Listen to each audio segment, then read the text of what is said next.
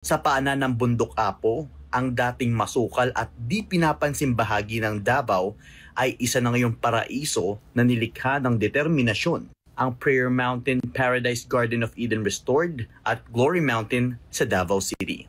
Hindi lang bastang tourist attraction ang nabanggit na mga lugar dahil ang mga ito'y patunay na sa tamang liderato at matinding malasakit kayang buhayin ang kagandahang akala ng marami ay nawala na.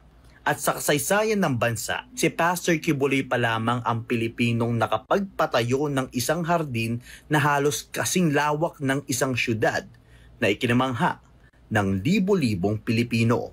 Dahil dito, isinilang ang Sunshine Philippines Movement noong 2005, isang makabayang kilusan na may layuning pangalagaan, protektahan at pagandahin ang inang kalikasan.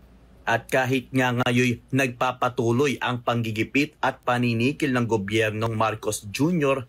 dahil sa paninindigan niya sa tama, hindi ito naging dahilan para panghinaan siya ng loob.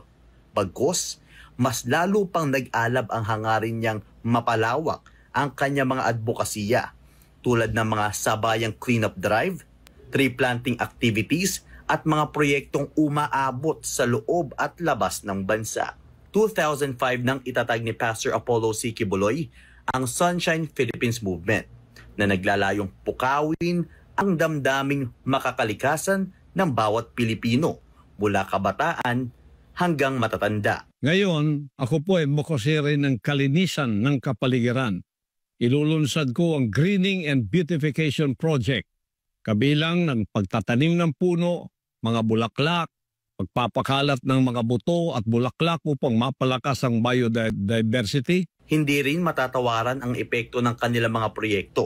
Libo-libong punong itinanim, toneladang basura ang naipon at na-dispose ng maayos at higit sa lahat, libo-libong puso ang naantig at na-motivate na kumilos para sa kalikasan.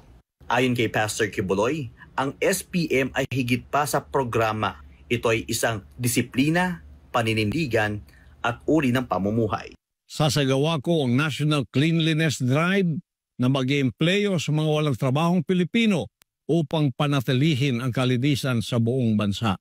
Sa likod ng matagumpay na Sunshine Philippines Movement na 20 taong nang nagsusulong ng kalinisan, kaayusan at pagmamahal sa inang kalikasan, ay ang leader na may kakayahan, malasakit at napatunayang gawa, si Pastor Apollo C. Kibuloy. At sa oras na maupo siya sa Senado, bit-bit ang advokasiyang ito, hindi lang proyekto ang isusulong niya kundi isang makabansang kilusang magpapalinis, magpapaganda at muling magpapaangat sa dignidad ng kalikasan sa buong bansa.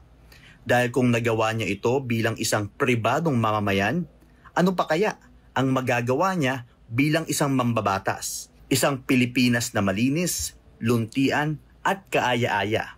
Hindi ito imposibleng mangyari, lalo na kung may isang Pastor Apollo C. Kibuloy na sa Senado. Para sa Diyos at Pilipinas kumahal, Franco Baranda, SMNI News.